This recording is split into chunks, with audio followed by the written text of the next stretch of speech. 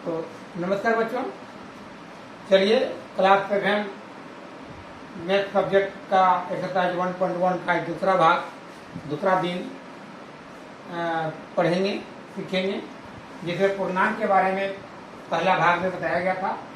पूर्णांक क्या है, धनात्मक पूर्णांक क्या है, ऋणात्मक पूर्णांक क्या है, पूर्ण संख्या क्या है, प्राकृत संख्या क्या है। उसके बाद आप आगे जानेंगे कि आरोही क्रम क्या होता है, पूर्णांकों को आरोही क्रम में कैसे सजाते हैं, असेंडिंग ऑर्डर क्या होता है। तो असेंडिंग ऑर्डर जो आरोही क्रम है, इसका मतलब है कि सबसे छोटी संख्या को जब हम लिखते हैं पहले, और सब उससे बड़ी संख्या जैसे जैसे आते जाती है तो उसको हम लोग बाद में लिखते हैं, तो ये क्या बन जाता है, आरोही क्रम। यानी जैसे -5 पहले लिखे, क्योंकि -5 छोटा है किससे, -4 से। -4 बड़ा है -5 से, तो -4 से बड़ा होगा -3, -3 से बड़ा -2, -2 से बड़ा -3। इस तरह बढ़ते क्रम में जाएगा। आरोही क्रम का मतलब क्या है, बढ़ते क्रम में जाना, छोटे से बड़े में जाना। यानी तो संकेत के रूप में देखें तो कैसे लिख सकते हैं कि -5 is less than -4, -5 is less than 0 का सकते हैं, 0 बड़ा है -5 से। तो इस प्रकार छोटी बड़ी समझ जाएंगे। जितनी बड़ी पूर्णांक होगी और उसमें यदि ऋणात्मक चिन्ह लगाया जाए तो उतनी बड़ी, उतनी छोटी पूर्णांक बन जाएगी। तो इसको थोड़ा सा हम आगे बढ़ेंगे कि वही क्रम है, बी असेंडिंग ऑर्डर, इसको कैसे बनाएंगे। ठीक आरोही क्रम का उल्टा है अवरोही क्रम, यानी असेंडिंग ऑर्डर का अपोजिट है डी असेंडिंग ऑर्डर। तो डी असेंडिंग ऑर्डर यही संख्याओं को कैसे व्यक्त करेंगे।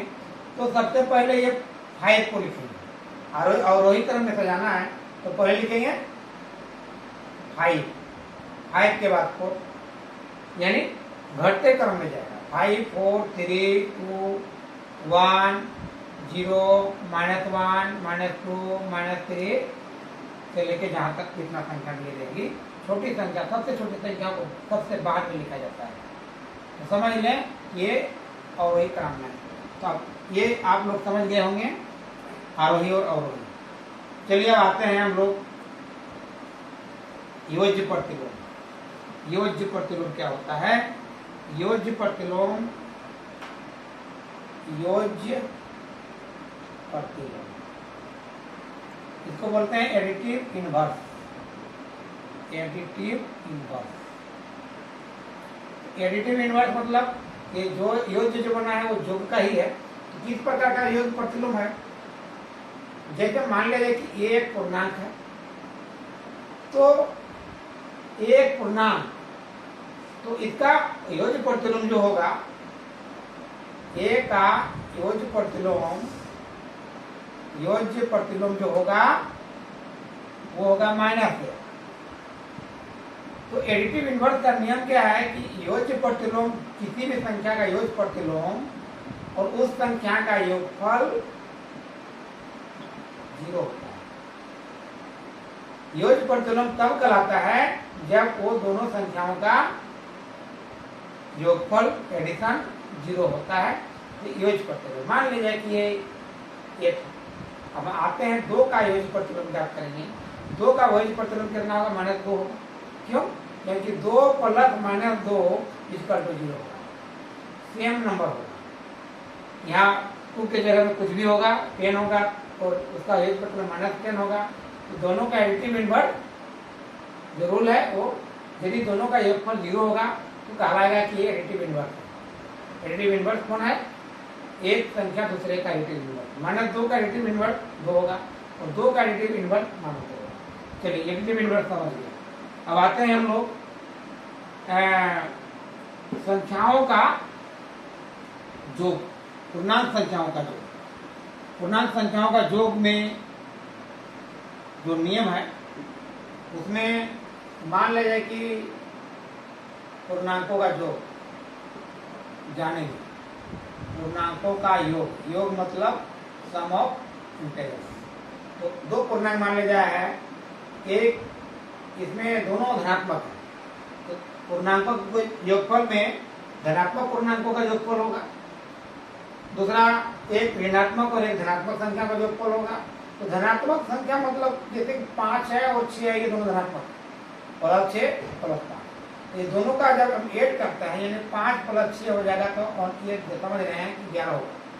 लेकिन दूसरा जो है एक धनात्मक और दूसरा ऋणात्मक, तो दोनों का हम जब योग ज्ञात करेंगे यानी 5 प्लस जोड़ेंगे कितना 6, तो क्या होगा,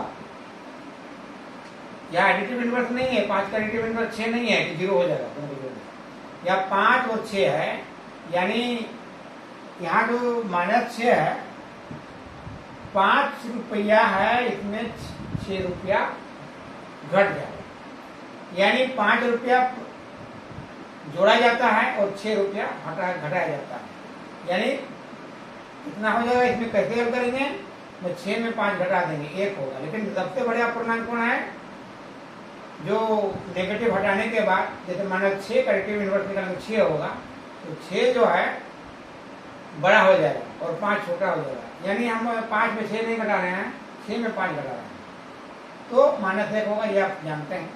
तो ये इस प्रकार का ये होगा। जैसे इसी में मान लीजिए कि 5 की जगह पर यदि 8 रहता और यदि -6 रहता, तो इसमें योगफल ज्ञात करने के लिए 8 प्लस -6 करेंगे, तो इसमें 8 - 6 आएगा बराबर 2 हो जाएगा, इसमें कोई दिक्कत नहीं है, ये समझ लें कि 8 में 6 घटेगा 2 बचेगा। अब इसमें तीसरा नियम क्या आता है कि दोनों नेगेटिव रहे, दोनों नेगेटिव रहेगा, मतलब मान लें कि -6 और -5 है, तो दोनों नेगेटिव में क्या होगा, ऋणात्मक दोनों रहेगा, तो दोनों को जब जोड़ेंगे कि -6 प्लस -5, तो क्या होगा कि दोनों माइनस माइनस कॉमन हो जाएगा और 6 प्लस 5 हो जाएगा, यानी -11 आंसर हो जाएगा। इस प्रकार ये हल कर लेंगे, तो इसमें पूर्णांकों का योग हो गया और इसमें पूर्णांकों का योग के साथ ऋणात्मक धनात्मक का योग होगा। एक पूर्णांकों का व्यवकलन आता है जिसको बोलते हैं हम लोग घटाव, पूर्णांकों का व्यवकलन। तो व्यवकलन मतलब पूर्णांकों का व्यवकलन क्या है समझ ले, पूर्णांकों का व्यवकलन, व्यवकलन मतलब होता है घटाव, यानी दो पूर्णांकों को कैसे घटाएंगे। मान लीजिए कि पहला पूर्णांक है -1, दूसरा पूर्णांक है -2, तो दोनों ऋणात्मक संख्या, ये कठिन है कि -1 में घटाना है -2, तो क्या हो जाएगा, -1 या माइनस माइनस प्लस हो जाएगा, -1 में -2 घटाएंगे। इसको हम लोग संख्या रेखा के द्वारा भी सीख सकते हैं, 2 में 1 घटाएंगे तो 1 बचेगा, ये अंतर हो जाएगा, यानी इसको हम लोग 2 - 1 भी लिख सकते हैं। संख्या रेखा में यदि जाते हैं, संख्या रेखा में घटाने का मतलब होता है बाई हो जाएगा। मान लीजिए कि 0 है, -2 कहाँ पर है, यहाँ है, -1 कहाँ पर है, यहाँ पर है। अब -1 में -2 घटाएंगे, -1 में -2 घटाएंगे, तो -1 में -2 घटाना है, यानी यहाँ आएंगे फिर यहाँ,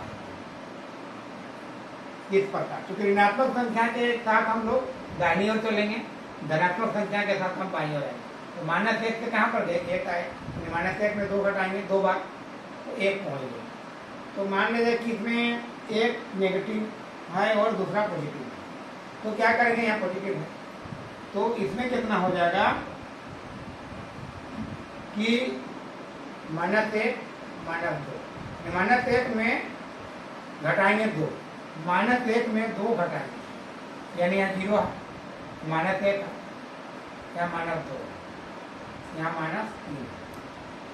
तो -1 में जब हम पॉजिटिव संख्या घटाते हैं तो बाईं ओर जाना पड़ेगा, यानी -1 में 2, देखिए कहाँ पर पहुंचे, -3 में, यानी कितना आंसर आ गया, -3। इस प्रकार व्यवकलन करते हैं, क्योंकि योगफल में आसान है कि हम लोग संख्याओं को जो है सीधे हल कर लेते हैं, लेकिन यहाँ व्यवकलन में दिक्कत होता है, क्योंकि माइनस प्लस वगैरह संख्या रेखा के द्वारा हम लोग आसानी से समझ सकते हैं। तो इस रूल को समझेंगे, धनात्मक संख्या घटाने का रहेगा, बाईं तरफ जाएंगे हम, जितना प्लस जोड़ना होगा उतनी बार, और ऋणात्मक संख्या घटेगा तो हम दाहिनी ओर जाएंगे, ये समझ लीजिए। चलिए बच्चों, तो अब हम लोग अगला वीडियो में आएंगे और एक्सरसाइज 1.1 हल करेंगे सीधे और सॉल्व करेंगे और समझेंगे। तब तक के लिए धन्यवाद। आइए वीडियो में इतना ही।